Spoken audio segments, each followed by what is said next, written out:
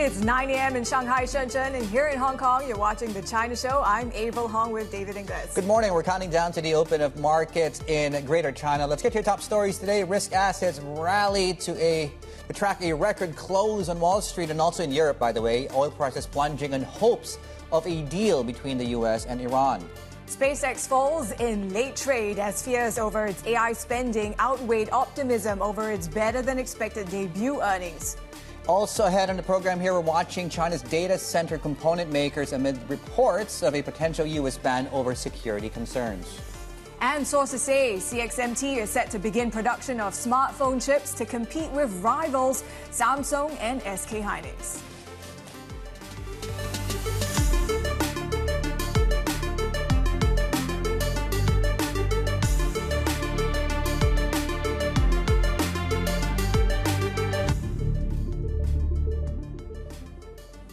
Dave, it's really all about tech today. I mean, you look anywhere in the stack, these developments coming in, whether it's earnings, SpaceX, AMD in a way, but also the potential ban from the U.S. on Chinese components for data centers, and then the progress that the memory makers seem to be making, whether it's Samsung or Changxin Memory. Yeah, and Changxin Memory, of course, getting into some of the areas of the likes of Samsung, right? So we'll see what happens with that stock because, you know, we've been trying to figure out really at what point it becomes China's #1, sustainably hold that. But you make a very good point, though. The earnings were a reminder that you are getting progress, perhaps not enough to justify some valuations out there. So you are getting some disappointment in markets, but it's not really showing up in markets because overall it seems like the momentum trade is back. And I guess a softer dollar is helping that too. Yeah, AI is back, it seems, right? Getting its mojo, its groove on. Well, Mr. AI, right? Have a look at where we are as far as markets go, and we'll get into all those themes in a moment. But yes, you know, you have a softer dollar, you have lower oil, you have higher equity prices. We are at a fresh record for the likes of Oz. Singapore is coming in line. That has been trading in and around records anyway. So we are tracking gains that we had overnight. Taiwan is coming online fairly parity when you look at the magnitude of gains in the early goings. TSMC is coming up on your screens very shortly. So we're up 3% in that. So some of the big tech. We're looking at a lot of these names, whether that's TSMC or MediaTek in Taiwan. You have the two, of course, in Korea. You have Baba and Tencent, of course, coming online in Hong Kong. And in a couple of minutes, we're tracking those things very, very closely. We're looking at oil price. So commodities very quickly, right? Oil has been tracking 3-4 week lows on that. Copper, yes, it's back at 14,000. So we're looking at the mining complex in Greater China specifically. We are already seeing that rally play out in Oz today. We talked about that market being at a record. Copper in Shanghai, up 0.5%. Right, the read-through going into the open today, A50 futures coming up on your screens. We have a dim sum bond auction, by the way, to tell you about today, testing the appetite for that kind of debt. And we are trading on the stronger side of 3.5 years on dollar China today, 6.74, and we touched on this, the re-emergence of EMFX or Asian FX and the breakout we're seeing across some metrics coming up on your screens.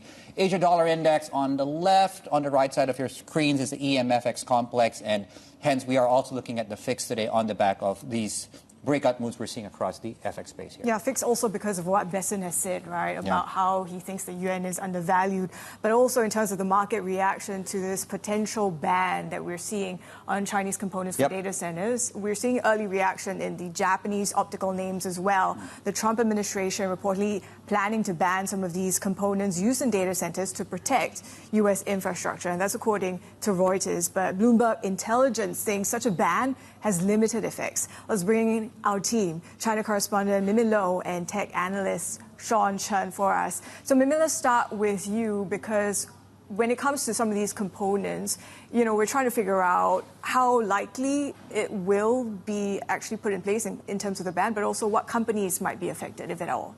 Yeah, so Reuters is reporting that the government is looking to ban these optical transceivers. So these are the things that allow data to transfer at the speed of light through optical cables in the data center. And China absolutely dominates this field. If you look at the biggest company, Zhongji Innolight, it has more than a quarter of the global market share.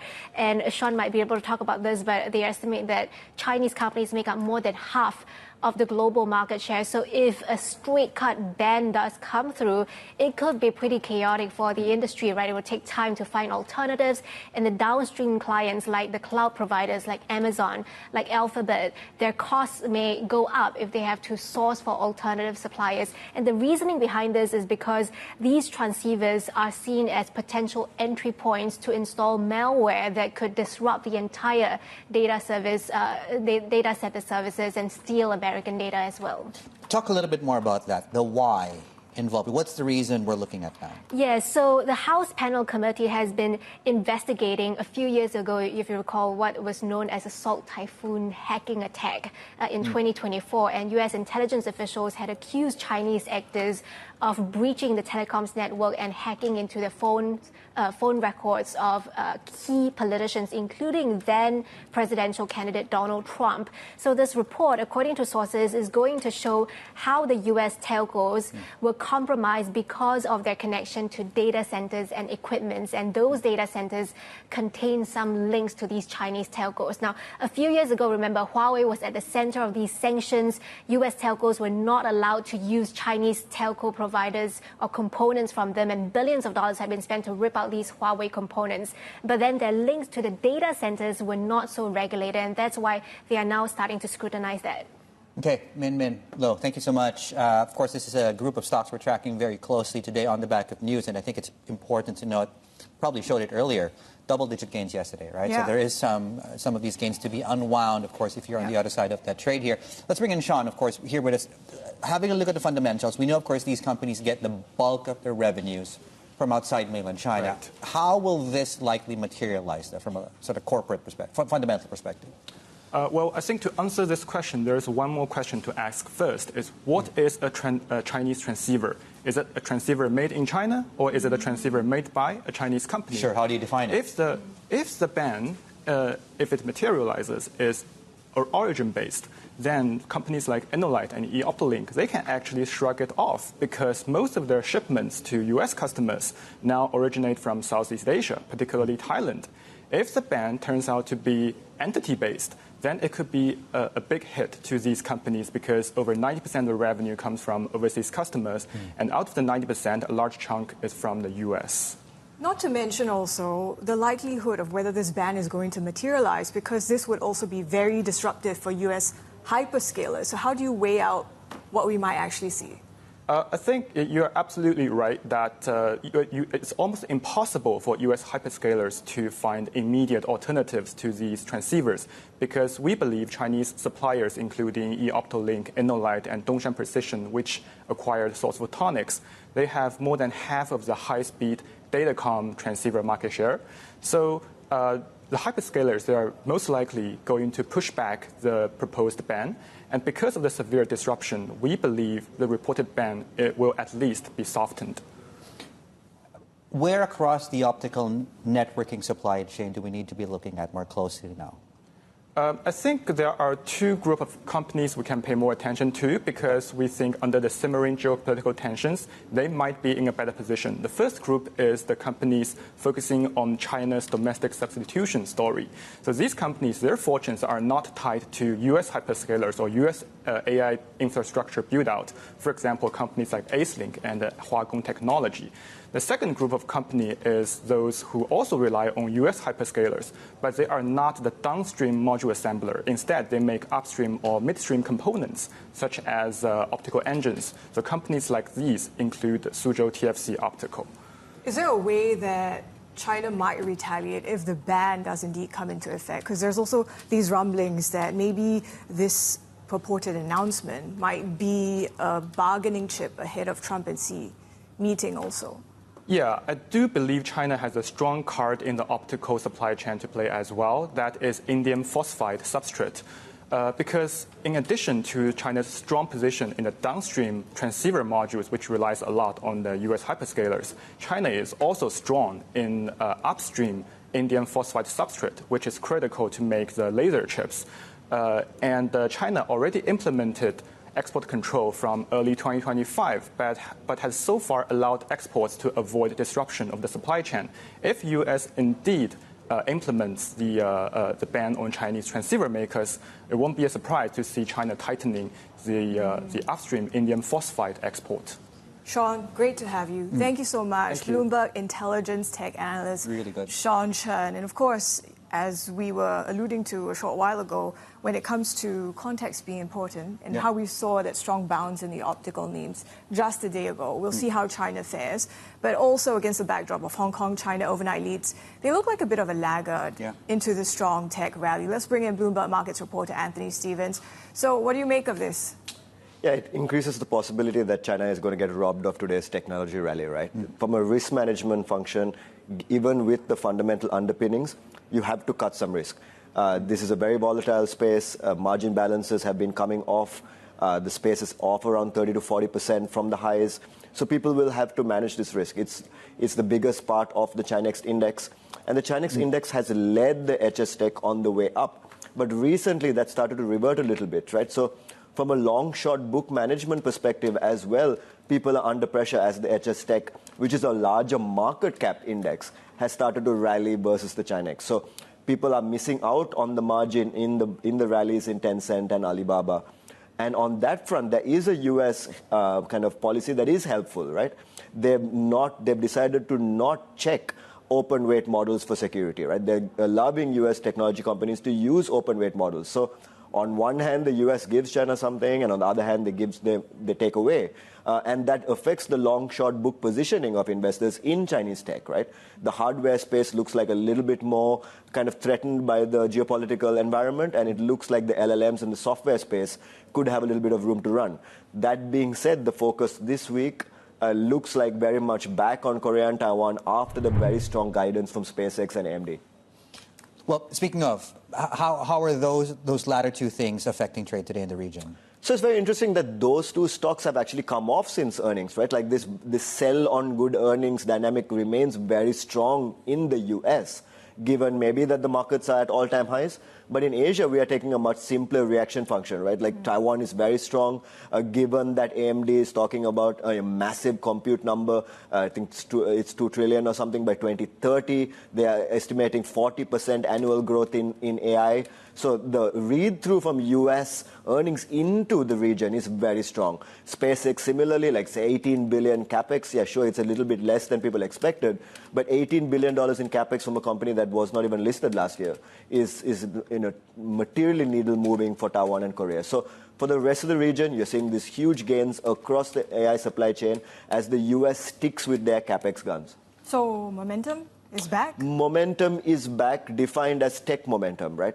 Okay. It's not everything at the same time. We're seeing this like quality dispersion, especially in the Japan's earnings season. You're seeing the companies that are giving good earnings getting rewarded. But any miss, hugely punished. So momentum, you will get the momentum if you have the earnings growth behind it. So it's a little bit more subtle story than the first half of the year. Okay, Anthony, fantastic. Great context as we go into the open today. Of course, it looks like we will be here in Hong Kong, we'll be robbed, of course, of the feel-good vibes we're seeing across the region here today. Right, we're covering this AI race today from almost every angle. I was about to say every angle, but we'd be selling you guys short there. Coming up, at least most of it, Goldman Sachs will be joining us to talk us through their latest price targets on Zhipu and MiniMax and why perhaps they think one over the other, question mark. Will be joining us at about the open today. And also in the next hour, Rhodium Group's Reva Goujon will be joining us to talk us through their tech report card. You'll be surprised, in fact, what they found there as they stack U.S. and China and their respective capabilities. Counting down to the open of trade in Shanghai, in Shenzhen, and here in Hong Kong. The opening bell, 16 minutes away. This is The China Show.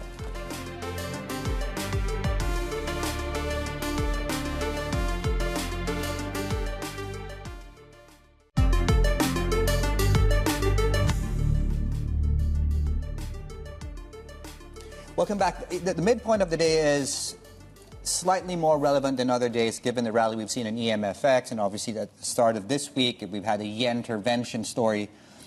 Today, the midpoint in the onshore certainly, is 678.89 against the US dollar. The estimates were for somewhat stronger, but that has been the case anyway. It's the delta.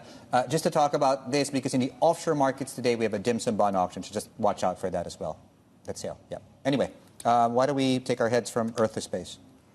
Yeah. Bringing things back more grounded, right? Or the other way around, I should say. Yeah.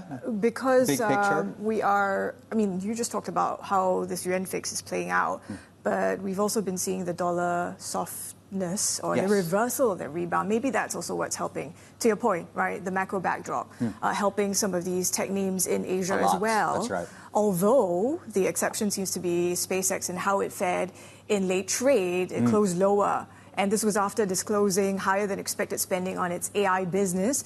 That's despite its revenue exceeding estimates in the company's first earnings report after its IPO in June. Bloomberg tech anchor Ed Ludlow has the details.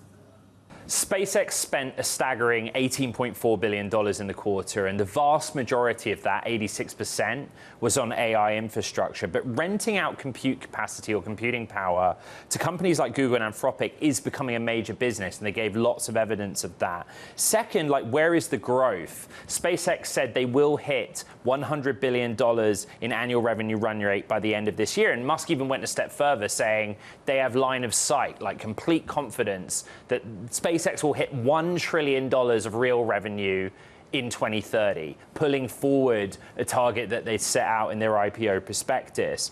Third, Starship. The next test flight could happen later this month. The rocket's heat shield problem that they had in recent tests is essentially solved, and SpaceX expects to begin launching its next generation Starlink V3 satellites and its first orbital AI data center satellites next year, in that case with NVIDIA compute architecture. Finally, watch out, AT&T, Verizon, and T-Mobile. SpaceX says it's building a hybrid satellite and terrestrial mobile network and believes it can win customers from those US carriers by eliminating dead zones. And the stocks of those carriers reacted sharply during the course of SpaceX's first ever quarterly earnings call. The story is one about growth, short, near, medium term and long term, but a lot of momentum with SpaceX. This is Ed Ludlow for Bloomberg News in San Francisco. Dave. Yeah, what's up? SpaceX is also what's up? SpaceX. Yeah, I'm here. Not the stock. Yeah. It's some of its AI plans, I suppose. But it's also interesting in the context of China, right? Because there were those rumblings that maybe they're trying to take the Chinese out of their supply chain in a way. And the reports about Tesla, although Musk kind of debunked it. Yes, that's a big picture. And then people talking about how, when it comes to Tesla, SpaceX, a merger is a matter of when, not if. So that was something else that we were watching out coming into today as well. But I guess the geopolitical backdrop when it comes to today's market reaction that we're expecting on the Chinese optical names, given this reported ban underway, right? And against that backdrop, also some of these other, I guess, macro data points, services, RatingDog. RatingDog's coming out, I think, today in about 20 minutes or so, so we'll see what happens with that. Obviously, we've talked about a lot of the stocks and sectors we're tracking, from copper, optical, of course, and we're still waiting. In fact, I'm just zeroed in now on my terminal because we should be getting pricing in the pre-markets of Zhongji Innolight, and on the back of a really strong rally a day prior. Keep in mind, $1,000 is what we're tracking today. It's looking like we could take that out. The IPO price in Hong Kong several days ago was about 900 something, and we've rallied certainly since that point in time. Low turnover, we talked about that. Yuan strength, fine. Cathay Pacific. Okay, we now have pricing down 15% in Zhongji Innolight. 8 shares are trading about 15% lower. Just to also mention, do not be surprised if you see the A-share counterparts, which should be giving you pricing in a couple of minutes, also to see similar declines on the back of that report coming out of Reuters that the U.S. is drafting some rules here to perhaps ban some of these components from U.S. data centers. We'll have more ahead, including a fuller preview of the trading session ahead. This is The China Show.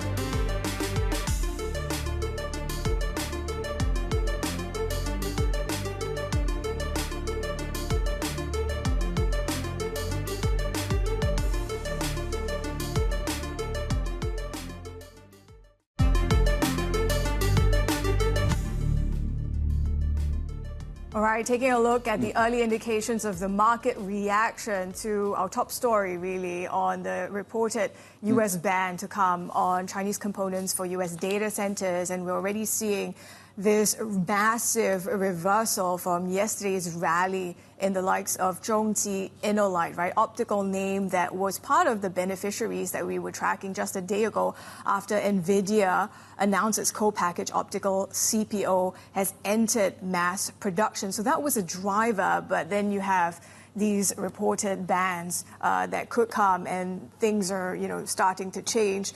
But against the backdrop of all that, let's bring in our Bloomberg Markets reporter, Anthony Stevens. So you were watching that in terms of movers, market reaction. What else are you watching? The fact that HS Tech is opening flat is not bad. It's participating a little bit. Given the overall geopolitical kind of headwinds, it's not a bad performance.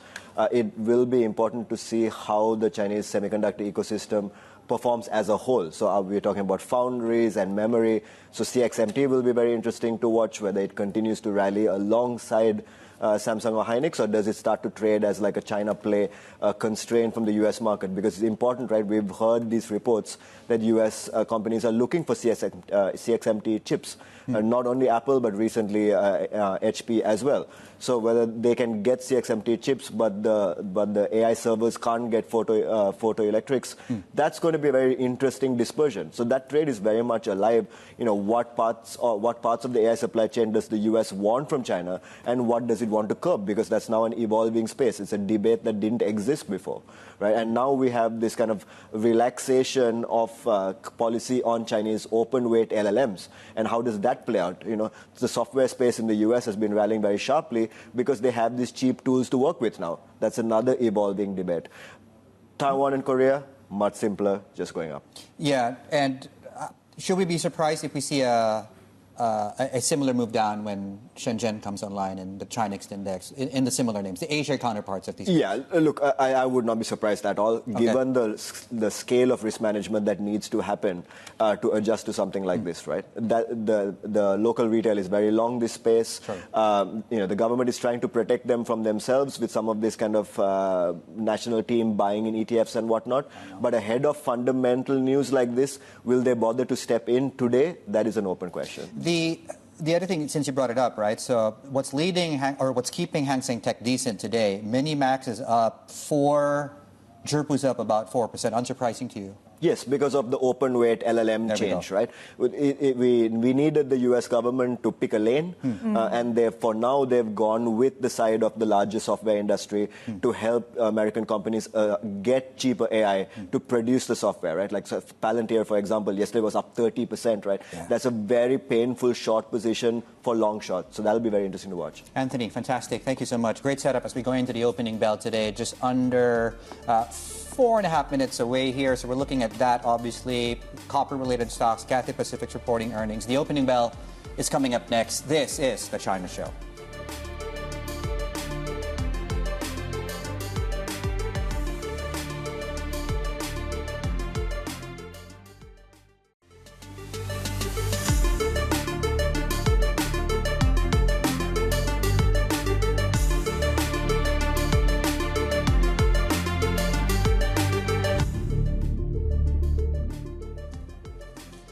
Good Wednesday morning. Welcome back. You're watching The China Show. Before we get inundated with using the equity markets, we will, when you see these moves in the markets, just to mention there is a rare dim sum bond auction in the offshore markets today.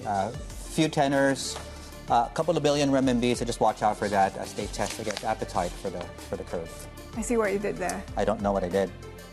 Pun intended. Or unintended? I don't know. Yeah, Who knows? Let's live with the consequences. Yeah. Let's also take a look at how mainland markets are faring, right, sure. at the open. I mean, we are setting up for perhaps a violent reaction. We're seeing the earlier indications already in Chinese optical stocks, but this is also coming against the backdrop of the memory names being in the spotlight, the likes of Changxin Memory, for example. They seem to be making some headway when it comes to, smartphone memory. And then, this is against the backdrop also of what Samsung seems to be laying out in its plans to compete with SK Hynix, with Micron as well. So maybe AI hardware, maybe they have a shot, they come back, and we're talking about how momentum seems to be creeping back up again. We're looking at, in terms of the mainland reaction, we're down, perhaps no surprises there. Of course, we have been taking a look at some of these, he talked about dim sum bonds. We're looking at the 10-year yield sitting flat, 1.7 there. Let's also take a look at how things are faring with that softness in Changxin memory. Take a look at how Hang Seng is setting up for today against the backdrop of these geopolitical developments, right? So we have been seeing that early reaction already in terms of these optical names in China and the ones in Japan, right? The other side of the coin, I suppose, that are gaining. And at a time where, of course, investors also still, I guess, digesting what we got from HSBC just a day ago. If you can flip the board and take us there.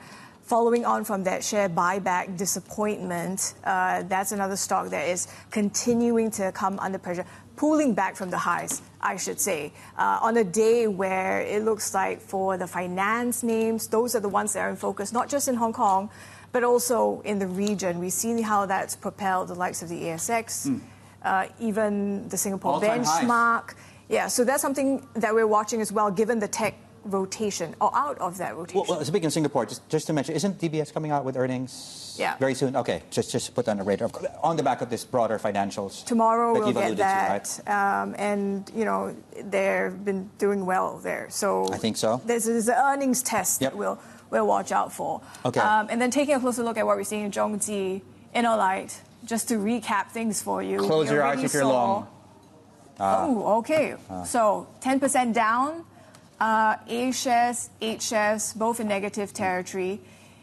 And then, you're seeing that reversal from the rally that we saw a day ago. So actually, maybe not that bad. We're coming off lows already quite quickly. Yeah. And this was after yesterday's rally, right? So put that into context. And the likes of Sean Shen, right, already talking about how will they implement this ban if this also disrupts things for U.S. hyperscalers. Where do you get the replacement, right? Because your top two in the world are effectively on your screens right now. So being able to replace that in the supply chain is easier said than done, right? But, we'll really have to... There's no alternative, I suppose. Yeah. Let's quickly take a look at some of the other movers as well. We're watching copper stocks. We saw the commodity rally. You're seeing them in the green, the likes of Jiangxi, these Hong Kong listed names. Flip the board again. Let's take a look at the likes of STO after it was probed for safety management failures, following on from multiple workplace safety incidents. So you're seeing that reaction there as well. Dave? Yes, this is the logistics. Yes, we are down on that stock.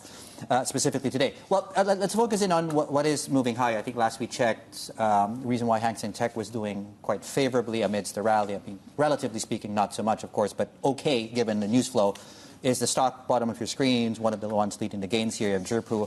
MiniMax is also coming up very shortly. Just keep an eye on what the share price is. 1,000 on that. MiniMax also should be coming up on your screens very shortly, 240, let's call it that.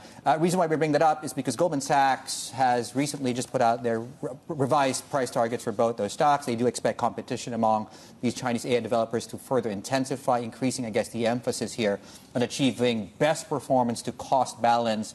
And they've also, as we were just pointing out, they've not just raised the price target, changed the price target, they've raised their revenue expectations there for both companies. Joining us here on set is Ronald Keung, Head of Asia Internet Research at Goldman Sachs. Good morning, and thank you for coming in. Good morning. Okay, lay out the thesis on both the changes you've made to price targets and why you've done that. So we put out our LM primer and then followed on each of the weekly developments from cost efficiencies, for example, last year in DeepSeek, to recently the whole focus is on model intelligence. And the move towards frontier performance and increase in pricing power of Chinese models, from extremely cheap models to now there is some pricing power. But we think from now on, we're talking about performance to price frontier, the performance to price ratio, which one has the best performance versus what the underlying cost is. And as we see on a weekly basis more and more models to be launched, we expect the 3 trillion size class parameter models, there'll be at least 5 or 6 of those in 2 months' time, 2 to 3 months' time from China.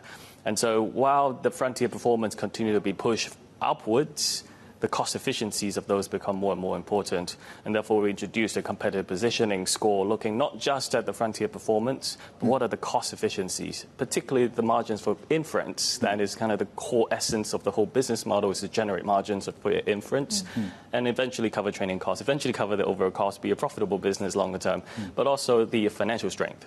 That is key to how long duration of this competition could last and who eventually consolidates to the top kind of AI model players from China. Similar to what we see in the kind of developed markets in China, we think there's still a process to go through for these players to eventually move up to consolidate towards the top and best position. So financial strength important, that would determine who the eventual winners are.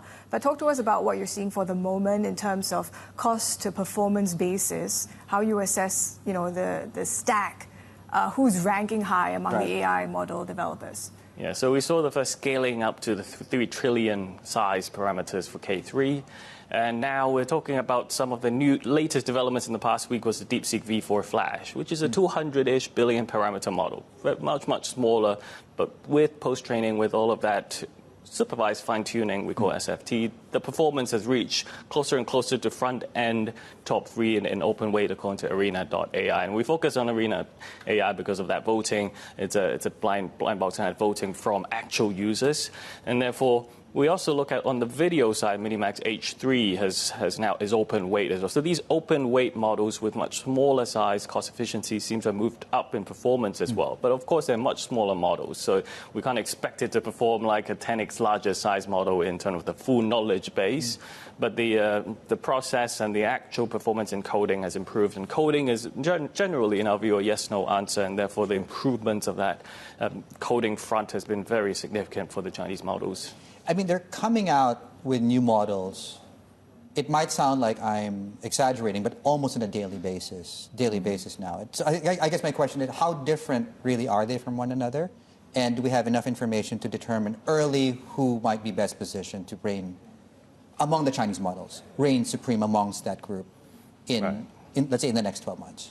So we also saw the Quen 3.8 Max, that has been that was on Monday also quite high in the ranks. But as you said, the rankings are moving on a daily basis. Right. And therefore, what we're seeing is the harness layer is now coming in. Who could conquer or gather biggest traffic for the harness layer, the agent layer, where if you go into the harness like a Work Buddy or the Coder work, which is now called Quen work, then you could switch models at whatever time you want. But all your work flow and agentic functions that you've set up are still in that harness layer. So we're seeing that amongst the internet mega caps, actually, that they're focusing on the harness layer. Individual AI companies, independents, are also launching their Z code, MiniMax code, Kimi code, and all of that different codes equivalent, which is that agent harness layer. Or you could switch models at whatever time.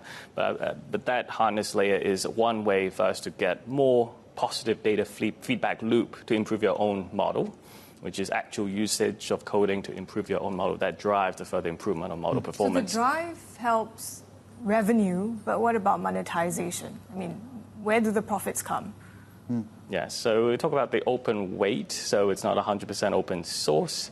And what we're seeing is some of these commercial terms licenses are now growing for these AI open weight models. So if you generate more than $20 million a year using these models, then you have to discuss a term on the monetization sharing with the model owners. And we're seeing that. So we've lifted our year-end ARR numbers to $13 billion amongst AI models by year-end this year. Previously 10 billion just a month ago when we published the primer. And so that increase is mainly on this very strong adoption of token numbers. We've seen that from some third-party platforms like OpenRouter. The token numbers are growing. The API channels is where, to your question, that they're monetizing on every token, on pricing, input, output, and kind of KB cash, all of that blends together. But that ARR is ramping up. But not all of the models go through their own API channel. So therefore, this community license is opening up a new venue for US hyperscalers, neoclouds, or to house these models, and a new revenue sharing kind of stream of revenues that could drive these Chinese AI model revenues. Do you see, this is for the independent AI labs, do you see a path to profitability? Does it matter that they're currently perhaps not profitable from a stock analysis perspective? So we got to look into the unit economics and at what level of gross margins will cover enough of your token numbers on a daily basis, margins for your inference that covers training cost and EBIT. In our estimates, more like 2028 to 2029, depending on which of the frontier level or more kind of agentic, which is currently priced at very, very low prices. But that will drive further and further adoption and a path closer to AGI. Therefore, the agentic AI is where our government research globally and our US teams are expecting the 24x in token numbers from now to 2030.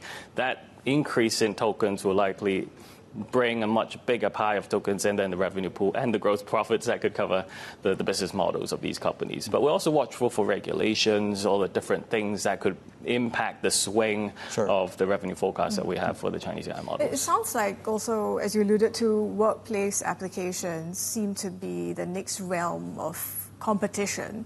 Where does this leave the older internet names? I mean, how do things stack up then? Yeah, so amongst the mega caps, ByteDance, Alibaba, Tencent, they have been focusing on various aspects of frontier, either the Quen 3.8 Max that we talked about, or Tencent Hunyuan 3 HY3 is actually a much smaller model, but has very low cost and a much lower pricing setup.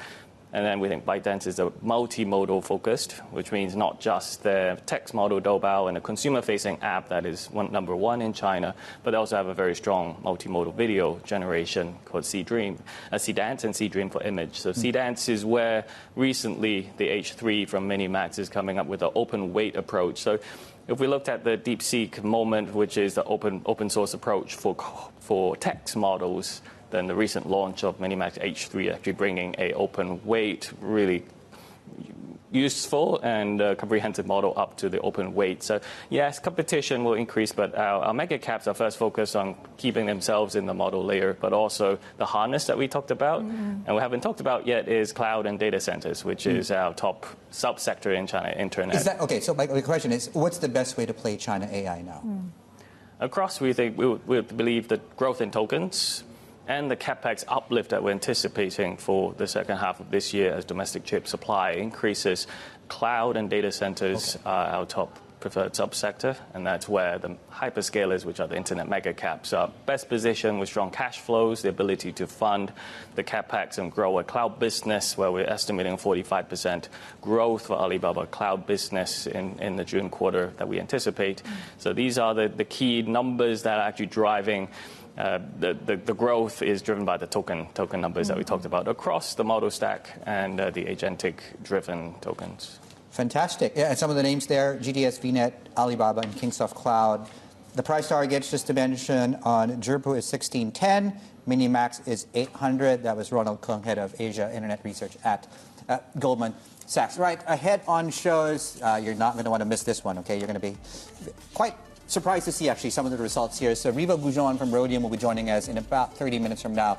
So they've actually done an analysis on several metrics, how the U.S. stacks up against China or vice versa across not just chips, but the entire, everything that needs to go into an AI supply chain. They've stacked that. The report card is out. We'll talk about that at those times on your screens. Lots more ahead. This is Bloomberg.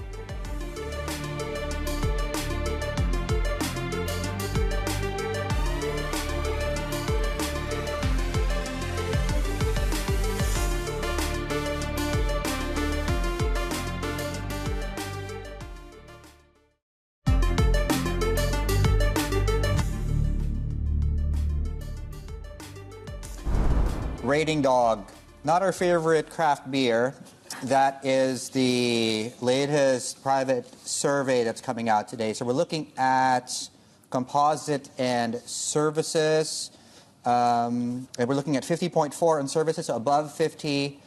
That's coming in, though, a few points shorter than estimates there. On the composite side, also an expansion at 50.8. I should note, while in expansion, both are a drop from the previous month, and the other one, of course, missing estimates there. And this follows on from the manufacturing PMIs that we've been seeing softening as well into contraction. Let's talk about memory, though, because we've been trying to dissect among the top three so far. is their Changsin memory that's, really giving them a run for their money. CXMT is said to be poised to produce smartphone memory chips on par with the industry's most advanced designs. Our Chief North Asia correspondent, Steve Engel, is with us. So, Steve, what do we know? Yeah, this would be a very interesting development, obviously, because CXMT really coming onto the global stage as far as, awareness and with their big listing and the like, only recently. Of course, there's that big triopoly between SK Hynix and Samsung Electronics and Micron that really dominate the memory chip space.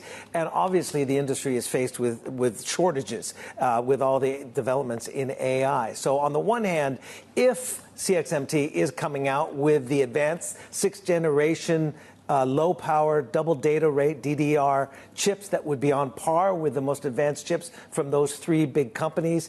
That would be a significant development. It's something that some, even in Silicon Valley, have called for because of the shortage, right? But again, CXMT is on the Pentagon blacklist, so there's all kinds of different export restrictions that could come into play here. But again, this is the kind of memory chip that would allow, lower power, faster efficiency, power efficiency, I should say, faster speeds that allows you to do AI apps locally, so on your smartphone, on your laptops. So this is according to a source right now, so we'll have to see if this can come to fruition. It would be a big development for Beijing's pursuit of self-sufficiency in these kind of indigenous technology developments amid those export restrictions. And not that challenges have stood in the way for the most part. They've found a way to solutions for that. But what remain the biggest challenges here that they need to sort of dissect? Well, to produce one is fine. Can you do it at scale? They can probably do it at a cheaper price point, but can you reach the scalability and the efficiency of the long-standing players? That would probably be the biggest question. And can they keep pace with the rapid development and the pace of development? Because SK Hynix, for one, has their most announced in March, I believe, their most recent 6th generation low power LPDDR6. That's the next generation. Also, Samsung Electronics has talked about they have the similar thing in the pipeline. And SK Hynix is talking about just from one generation to the next, 33% faster speeds and also 20% more power efficiency than the LPDDR5X. So again, it's can you build it at scale and can you keep up with the efficiencies that the existing players have? Steve, thank you so much. Stephen Engel there. Our Chief North Asia correspondent, market reaction, if any, on your screens. We're flat on CXMT, we're up in Korea, but that's perhaps down to most other tailwinds we're feeling across the risk asset space here in the Asia Pacific today. I'll look at markets on that note. Lots more ahead. We'll take a short break. This is Bloomberg.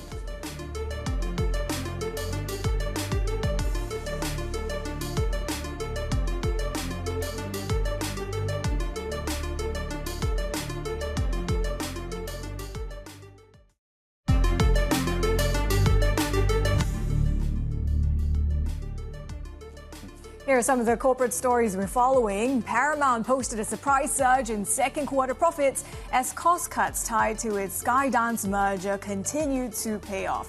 Adjusted EBITDA rose 27% to $1.1 billion, while streaming profits jumped and Paramount Plus subscriber growth topped estimates. The company said it still expects its proposed $110 billion acquisition of Warner Brothers Discovery to close, despite mounting legal challenges. We remain highly confident that this transaction will close, and we're preparing for basically a successful combination once it does. If you take a step back and just look at exactly where we are today, we've received approvals from basically, 65 regulators representing 65 countries around the world, including the United States federal government, Canada, European Union, China, and many more.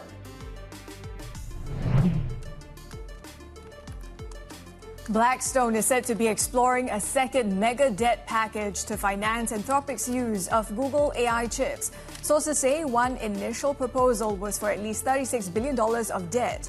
If finalized, the deal would exceed the $35 billion of debt lined up by Apollo and Blackstone some 2 months ago to fund Anthropic's lease of Google's custom chips. Bloomberg has learned that Anthropic has struck a $10 billion deal for computing capacity from NVIDIA-backed startup Volta Infra. Volta earlier said it secured a deal with an unnamed AI lab, and the agreement will run for 6 years. This is Anthropic's latest effort to secure the computing power needed to meet its growing demand for AI products. And AI models from OpenAI as well as Anthropic have been involved in previously unreported cybersecurity incidents. The UK's AI Security Institute says during an evaluation, Mythos 5 and GPT 5.6 Sol models engaged in what it called sustained potentially harmful activity against people and organizations. OpenAI and Anthropic are now working with the institute to investigate the incidents. And AMD shares dropped in late trade after the chipmaker gave an underwhelming sales outlook. Its third quarter revenue will come in around $13 billion, missing some of the most bullish estimates. CEO Lisa Su told analysts the company expects its data center revenue to more than double in 2027, with growth that could come in at more than 100%. And it's interesting, we're seeing the aftermarket performance in AMD. It's negative, but the CapEx and how they've leaned into it, along with the likes of SpaceX, that seems to be propelling tech stocks in the region. I mean, it really is, right? Someone's cost is someone else's revenue, right? And I think it's, there we go on your screens, right? Perhaps that's the further down the supply chain is how the markets are playing it. These hardware names are, as you can see, seeing some decent upside. Hang Seng Tech up 0.6 to 1%. Some of that, of course, goes into that other benchmark you see bottom of your screens. Part of that also is we are still getting a rally across some of the AI labs, AI houses like Zhongji and MiniMax. Interesting, the price action in the last 30 minutes is we are still down, but we're coming off lows quite quickly. We're now at about half the losses in the opening minutes for some of these optical stocks. They're trimming that. Solar stocks on the way up last we checked. We'll talk more about that. Plus, of course, the broader markets, correct myself, we're now down in that. Lots more ahead. This is Bloomberg.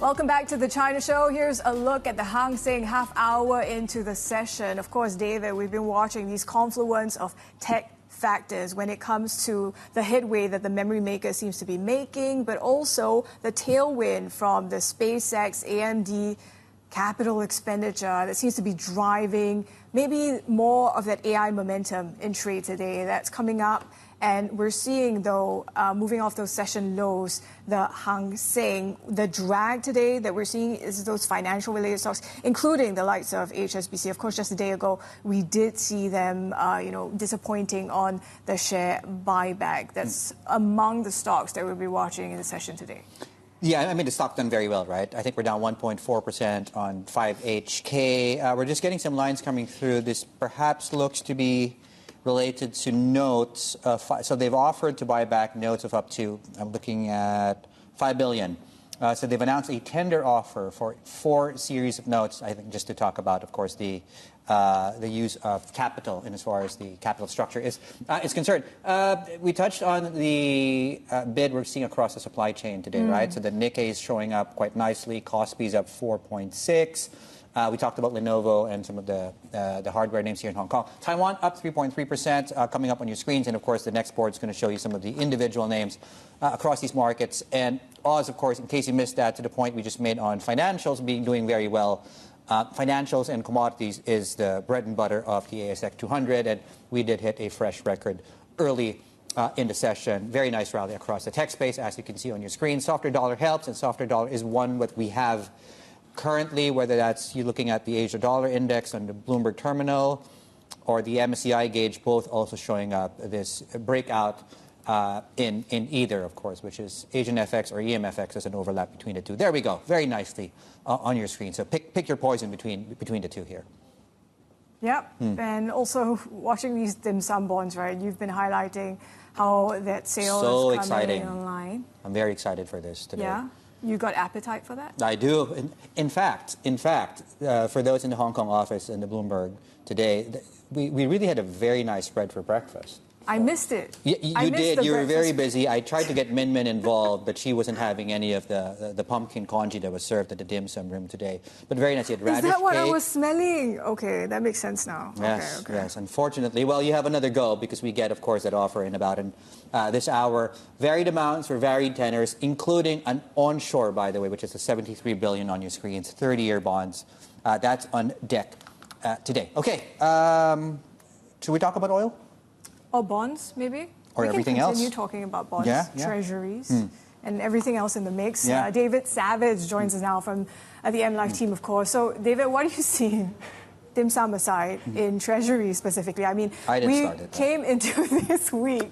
There was a bit softness in terms of treasury auctions on the short end. Next week, we have longer dated tenors that are up for sale. But then, oil aside, I guess investors' concerns about Kevin Walsh, that's kind of been, sidelined in a way.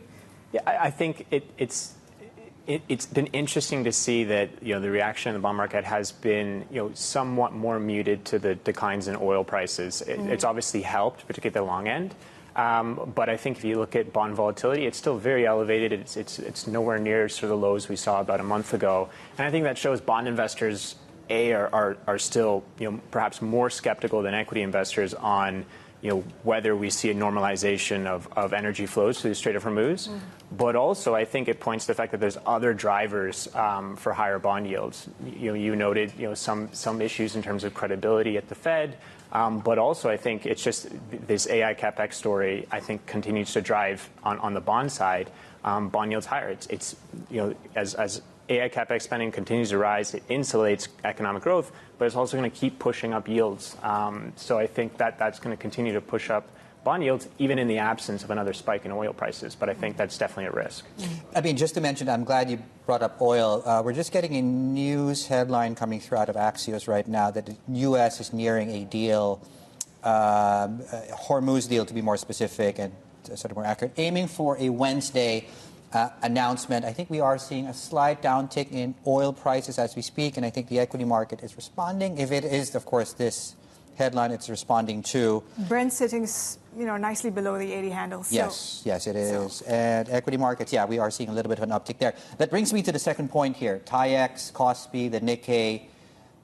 Every time Chinese markets get some momentum going, we get reminded of the old school winners, like the ones I just mentioned. How do we look at are the old winners still the new winners right now?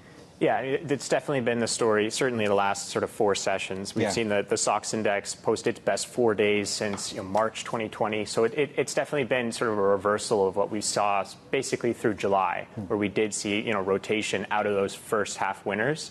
I do think the Chinese competition story, I think that's going to continue to sort of plague and complicate sort of the infrastructure rally that was so broad based across Asia's big equity benchmarks in the first half. So I think the real risk of commoditization, both at the AI intelligence layer and the infrastructure layer, I think that's going to continue to be a narrative that's going to continue to complicate the rally. So.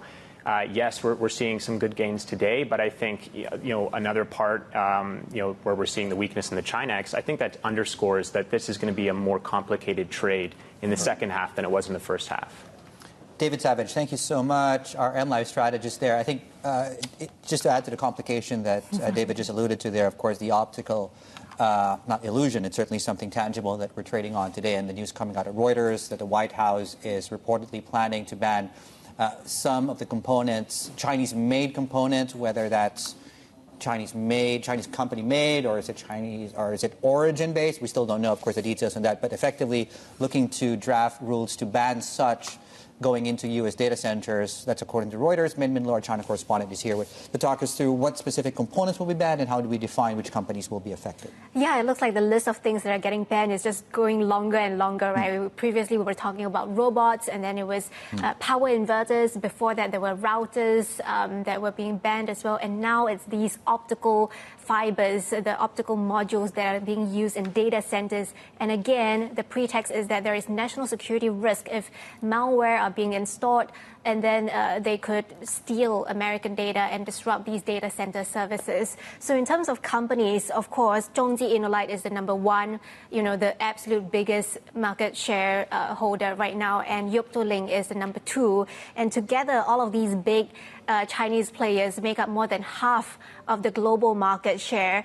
So again, it depends on how strictly that law is going to be implemented, right? If it bans all products coming from these companies, then the impact will be huge. But if it only bans products coming out of China geographically, many of these companies are prepared. They have already in the last few years started shifting production out of China to Southeast Asia, for example, so that could blunt some of that impact there. And the justification for this reported ban, it seems to be tied to a Salt Typhoon hacking campaign several years back. Yes, that was back in 2024, where U.S. intelligence officials were accusing Chinese actors of hacking into the phone records of certain high-profile politicians, including Donald Trump, who was the presidential candidate at the time. And this report from the House Panel Committee is expected to show that the U.S. telcos were compromised because of their connection to data centers that use some sort of Chinese components. This is according to what sources are telling us. And remember, a few years ago, there had been a lot of scrutiny into U.S. telcos. They banned Huawei, they banned Chinese components, but the links to the data centers were not so scrutinized, and now that is under the spotlight right now. Min, thank you so much. Our Bloomberg China correspondent, Min Lo, and we continue this conversation on the AI stack after the break. Rhodium Group's Reva Goujon joins us to break down their tech report card as the US-China AI race heats up. That's next. This is Bloomberg.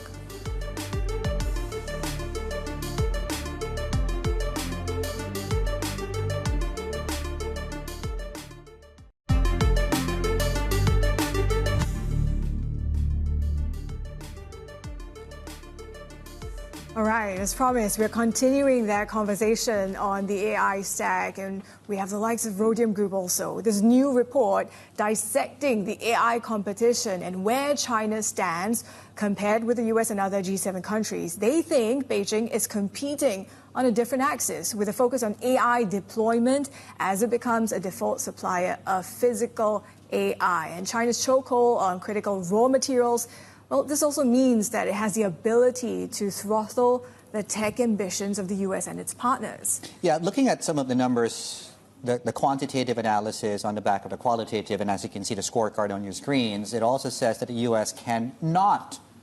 is unable to match China's scale alone. So take a look at this. The higher the number, the greater the dominance, 4 being the perfect score, 0 being you're completely dependent on somebody else. In their own assessment, China leads the U.S. in sectors like critical raw materials, energy, and AI models. But where it does fall short is in chips. But as you can see, that is in itself also very, very close. Let's bring in the co-author of that report, Reva Goujon, director at the Rhodium Group, joining us now. Reva, good morning from the Asia Pacific. Thank you. Fantastic set of analysis and report and numbers here. Well, we took you through the findings. We took our viewers through the findings. Lay out what's important in your view here. Now we have the numbers. Yeah, exactly. I mean, there are a lot of definitions of the tech stack out there. You've got Jensen's 5-layer cake. The U.S. AI Action Plan focuses on chips, models, and apps. But I would argue that's too myopic of a view, and we really need to assume a more holistic understanding of the tech stack. So we're not just flattering areas of existing strengths, but also taking a hard look at where China's playing to its asymmetric strengths. So you can see kind of where that baseline falls out today. And no surprise, of course, where China has some key advantages on critical inputs. It's at pretty much at parity at the model layer, with open weight models competing with frontier labs in the US. But some overlooked areas as well, connectivity infrastructure, where AI and 6G come together. That's where China's obviously building on a big telecom footprint, and it plans to build on that, particularly in the global south.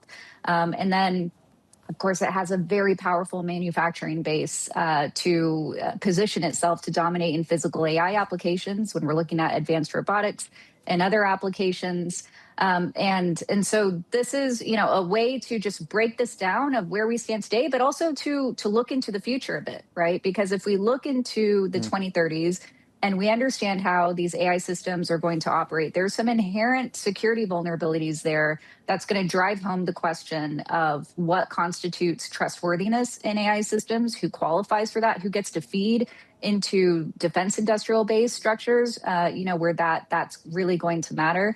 And that's where we come back to this broader argument on what does it take to achieve economic scale that can compete with China, both on the supply side in production capacity as well as on the demand side in terms of the total addressable market.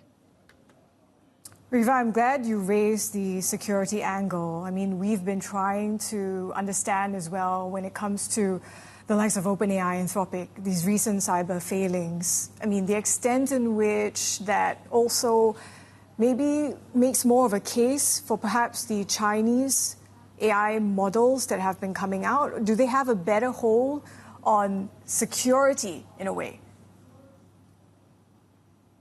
Well, so we are in this phase of highly powerful models now, not just in the cyber domain, right? But we could see force multiplying effects in bio and other threat capabilities. And so that's a forcing function on both sides, both in Beijing and Washington, in figuring out how to delineate safeguards, where to draw the line on where you gate frontier models. This is all very actively under debate.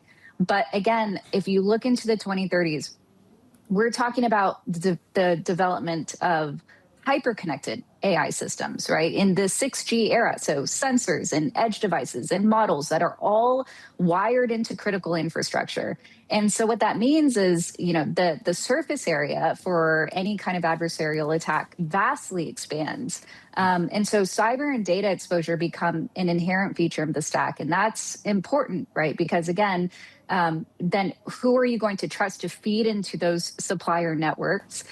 Where that, in some ways, too, restrictions carve out a market opportunity. And I think that's where you're starting to see some U.S. actions lean. Just earlier in the segment, you were talking about the FCC action on optical transceivers going into data centers, and then robotics, drones, all kinds of different targets. That's part of this picture. Yeah, well, I was going to get to whether the policymakers are focused, I would say not on the right thing, but too limited in the scope that they're trying to, create some distance between hardware and the supply chain that goes into that. So I guess my question is, does it seem like there is a coherent strategy on the part of U.S. policymakers? And if there is one, should that include others, or can the U.S. go at it alone? Coherent is not the word I would use here. It's kind of a mad dash effort, right? When you see on the critical raw materials side where to diversify as fast as you can, where China holds very significant leverage, of course, still trying to build out the energy infrastructure, but still a lot of constraints there. And then, of course, as we talked about, there are other areas of the stack that need focus. So this needs a more holistic approach. The U.S. cannot go at it alone. It does have a lot of strength at key layers of the stack, but you look at semiconductors, obviously that's not a U.S. go-it-alone strategy. Those are very complex global supply chains that involve key tech partners. But again, when we look at, connected devices, what's the manufacturing base you need to meaningfully diversify away from China? Obviously, the U.S. cannot do that alone. And then again, in total demand as well, you need key markets. That's where markets like India play a role. And this is part of that coalition effort where, it's there for the taking if the U.S. applied a more coherent strategy. We're not there today. Certainly, it's a pretty politically fractious climate still. But this is what's at stake as we head into the 2030s. Reva, as you allude to, it is complicated. Among the G7s, the sort of cooperation in AI, do you expect more divergence then within the G7, the allies there? If not, then how do you think they can compete with China in terms of scale? Yeah.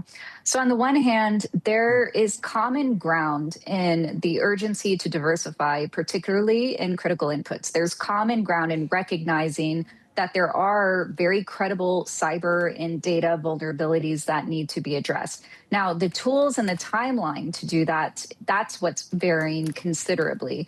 And you don't have the style of U.S. leadership, right, to kind of steer everyone along and helping define what are those economic security standards with the kind of political goodwill you would need to create that coalition.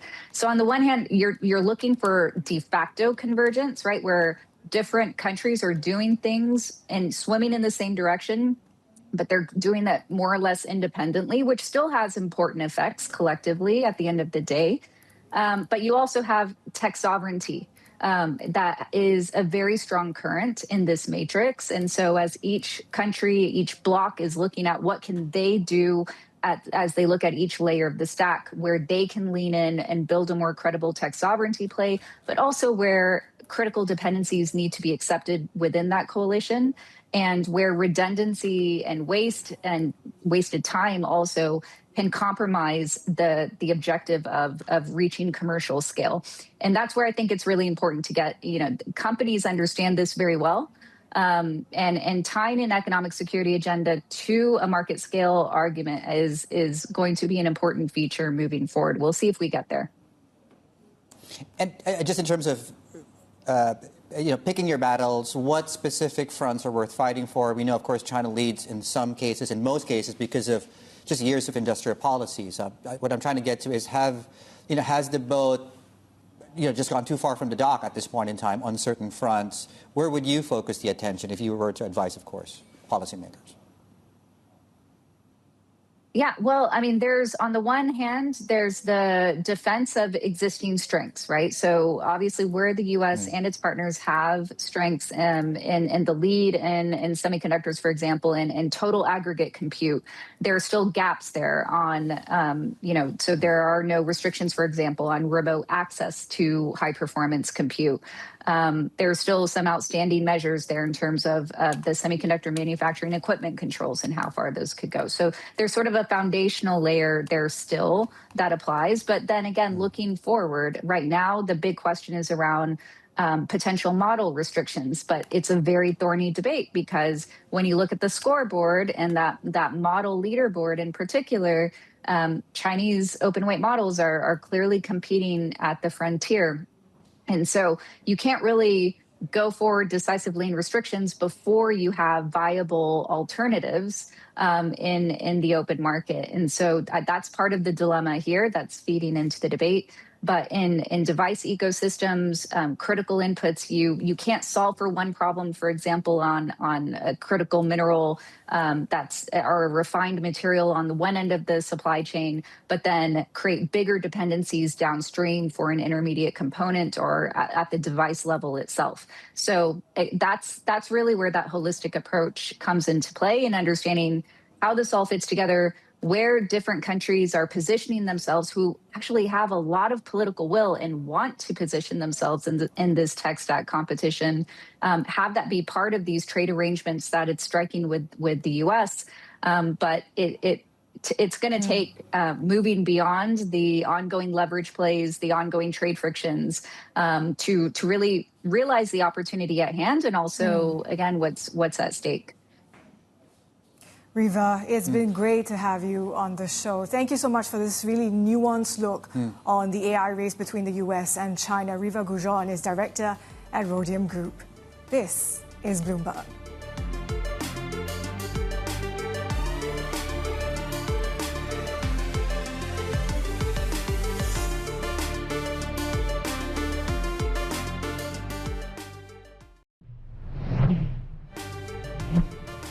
All right, we're set to get earnings from Cathay Pacific later. The carrier expected to report a surge in profit for the first half of this year. Bloomberg's Asia Aviation and Transport reporter Danny Lee joins us now. So, Danny, we are expecting that jump. What do you think the drivers are? How much momentum is there for the second half? Well, it'll be really interesting to see the breakdown. I mean, Cathay has already flagged it's going to see lower losses from subsidiaries and associates. In particular, Hong Kong Express, its budget subsidiary, lost $500 million last year. So it's flagging an improvement in its performance, although still like to be loss-making.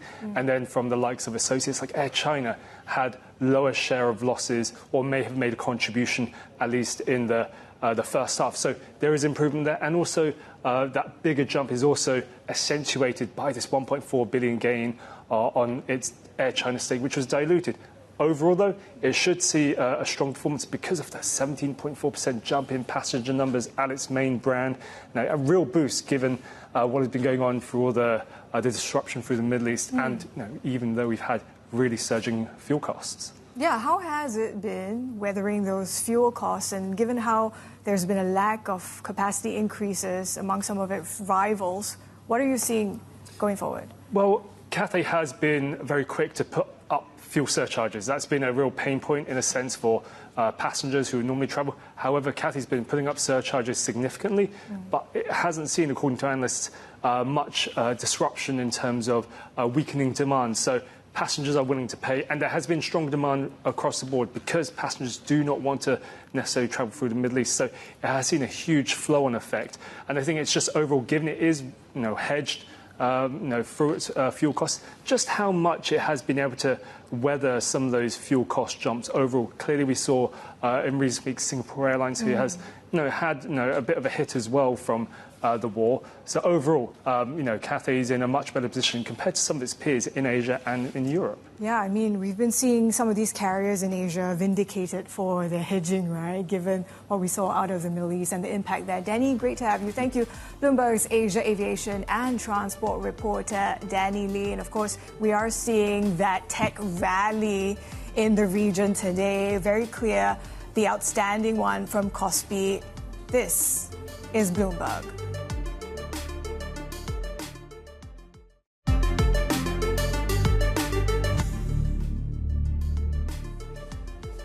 It's 11:29 a.m. in Tokyo. Japanese markets going to break in a minute. Of course, we've been watching the yen. It's kind of flat today. I mean, if there was intervention, I mean, as we know from the most available data following Thursday, Friday, it looks like, Well, it looks like they to spent... what effect? They spent on something big.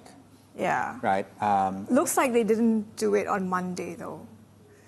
From Yes. the BOJ data. So that might have been more from algos or, just the investor reaction when we saw the sharp moves in the yen on Monday. Of course, we'll only find out later. Sure. So we're watching still, the idea that the BOJ needs to come out with their messaging maybe a bit more forcefully.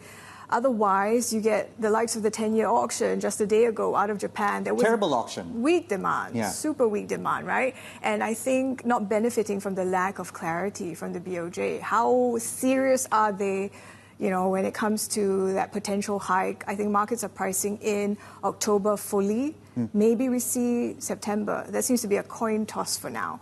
But aside from that, of course, we've been watching as well what we're seeing in Japan market stocks specifically, given the bounce we're seeing in SoftBank as we watch out for earnings. That is, really the big gainer today. And this is coming with the tailwind following on from SpaceX, AMD. I think good vibes for the region overall. Really good vibes for the CapEx spend, right? Yeah. And the supply chain for Asia. And I think that also goes into the good vibes regarding on the macro front with a softer dollar.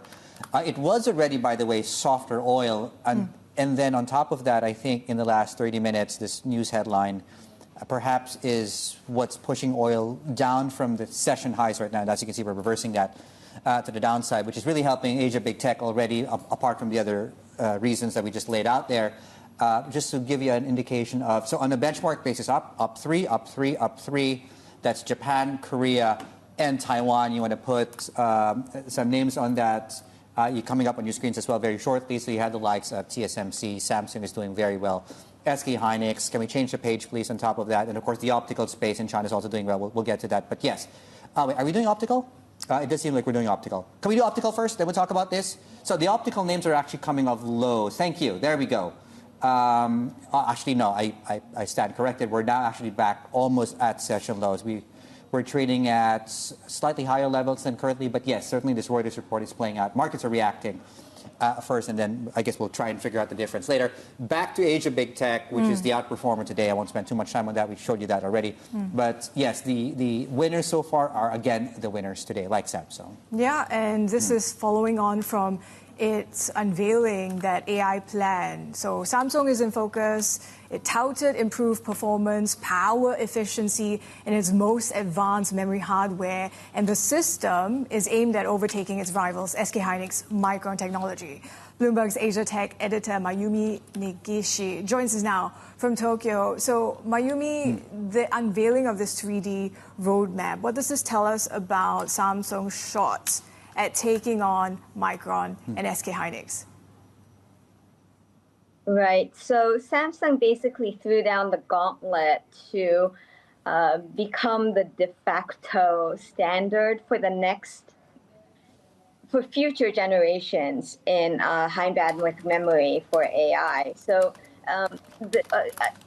to be clear, all of this is still up in the air. We don't know which way the technology will go, but Samsung announced that their next generation will go for sort of vertically stacked HBM. They're calling it ZHBM, and they're saying that in 2 generations' time, this will increase output and performance by multiples. So it's the race is on to become the de facto standard for future generations. To be clear, we're still at HBM4, and right now Samsung is saying this ZHBM will be like 8 times, 10 times more powerful than HBM5, which it has still to be announced, and there's no timeline for this. All these memory companies, Samsung, SK Hynix, Micron, Kioxia, they're now scrambling to get to dictate which direction the technology is going to go. It's important to understand that if any of these companies choose the wrong processes or the wrong technologies, that could throw them off in the race. Like with the current HBM generation, SK Hynix got a 2-generation lead precisely because Samsung chose the wrong technological processes, the wrong manufacturing processes, and yielding that, giving SK Hynix years of a lead and an edge with NVIDIA. So choosing the technology, promoting their technology, winning NVIDIA's backing for your technology is extremely crucial in the year or 2 ahead. That's a good point. I mean, is first mover still an advantage given current dynamics in this market, where also, things are moving very quickly, and, on one side of the supply chain, you have, the top players asking their supply chain to create new products. So how do we need to be looking at, whether or not you are in fact in an advantageous position to come up with the newest technology?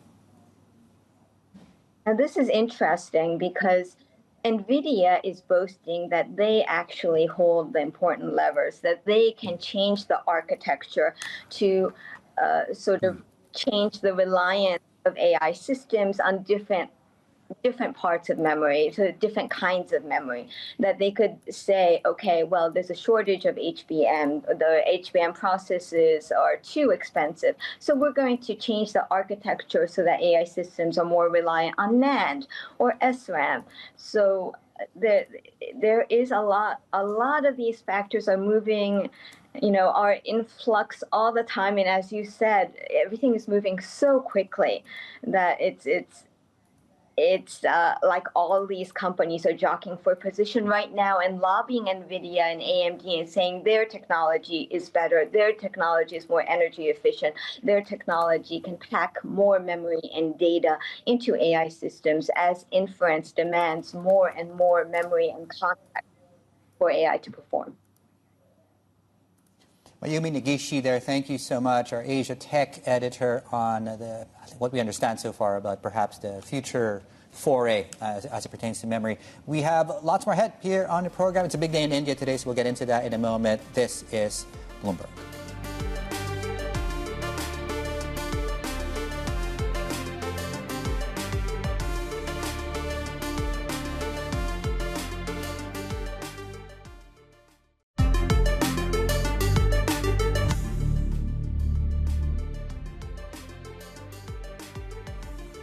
Right, also looking at Japanese pharmaceutical manufacturer Shionogi, how it's considering manufacturing some of its capacity, in the U.S. over the next few years as it looks to try and diversify its production base. CEO and President Isao Teshirogi also told Bloomberg's Lisa Du exclusively that Shionogi is pursuing a series of M&A deals.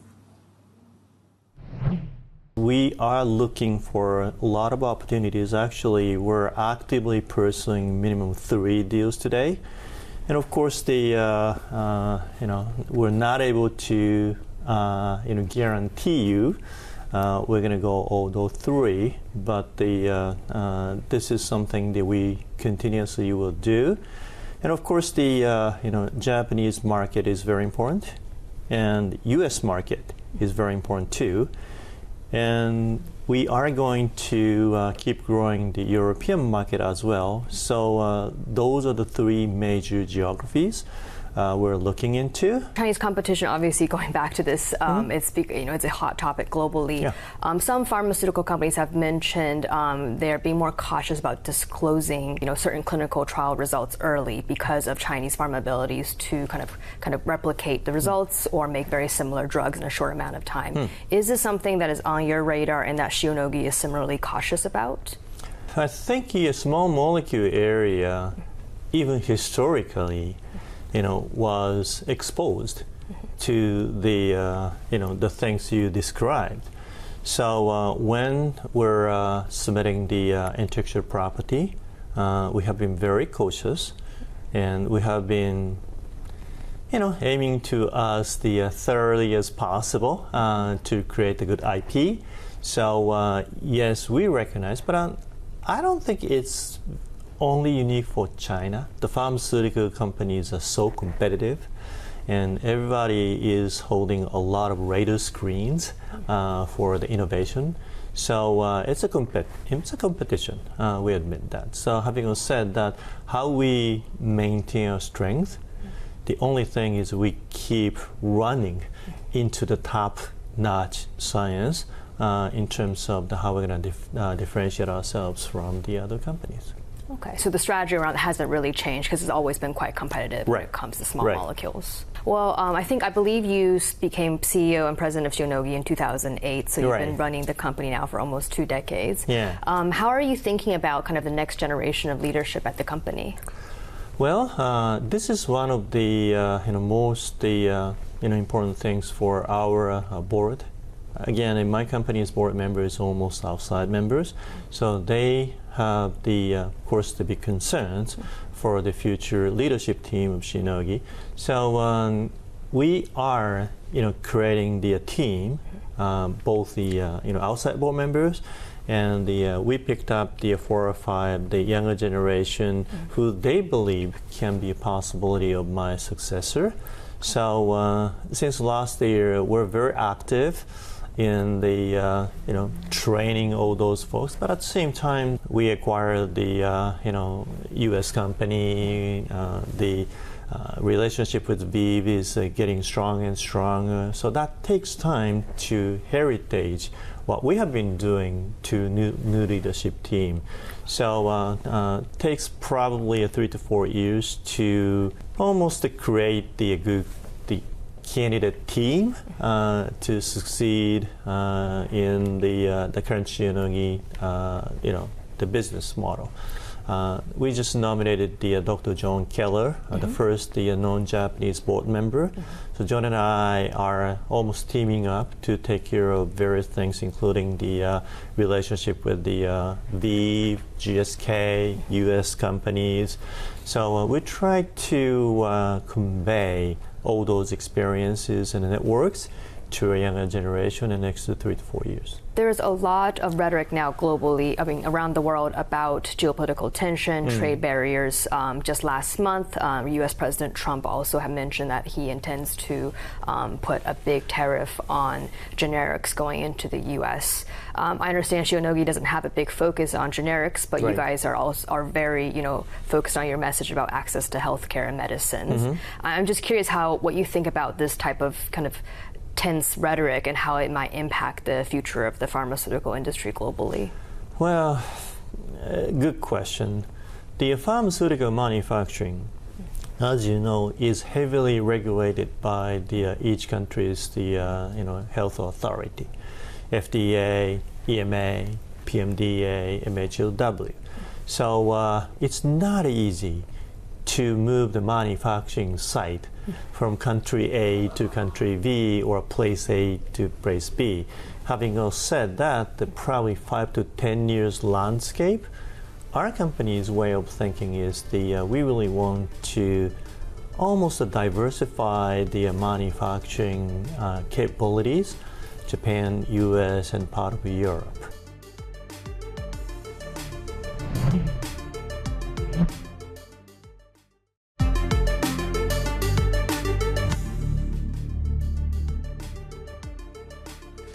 Okay, I have a feeling this is a headline we'll be talking a lot more in the next couple of hours or so. Reuters reporting Samsung and SK Hynix are testing AMX chip tools at factories in China. We're looking at this specific stock. We're up 11% on the back of that, 12%. This is, of course, a listing on the Chinese mainland. We'll keep an eye on this and how this obviously affects the supply chain ever-evolving supply chain conversation.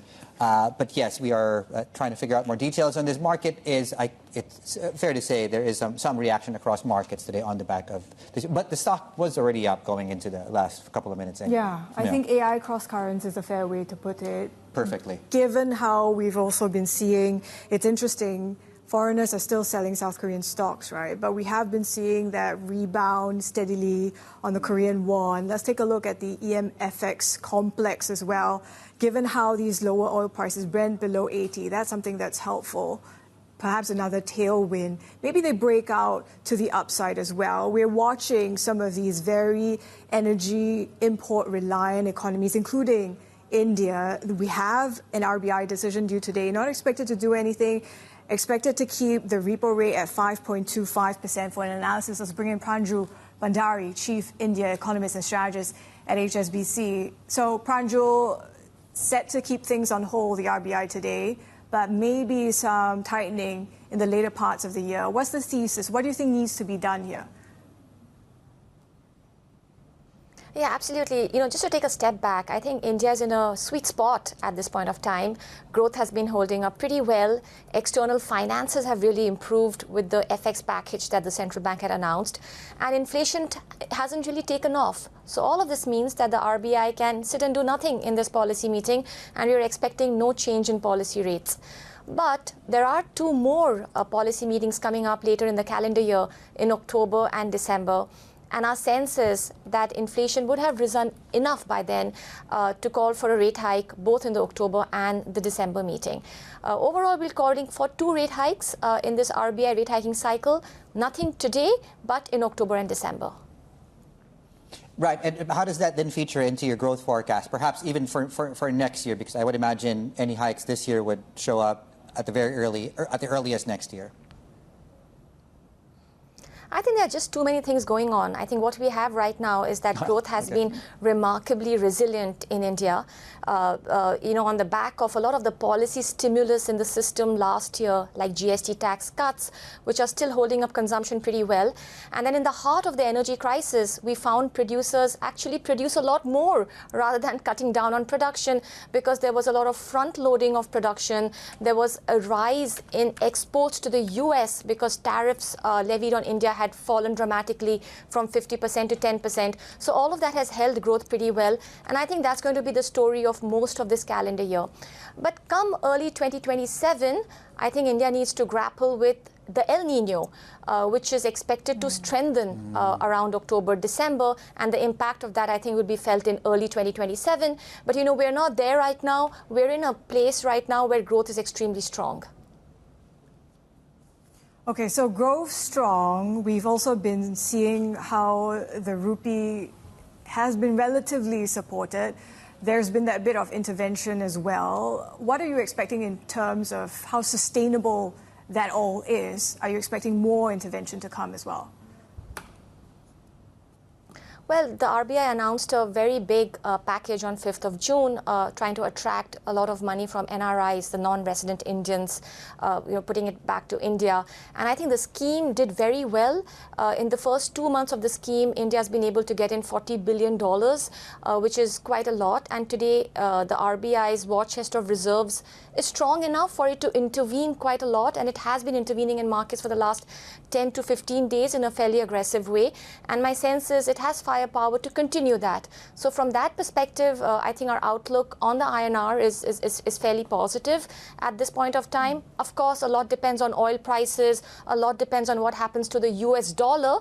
But the RBI has a lot more reserves to use right now than it had, say, 3 months ago. I was going to ask you that. What do you think they will be using that money?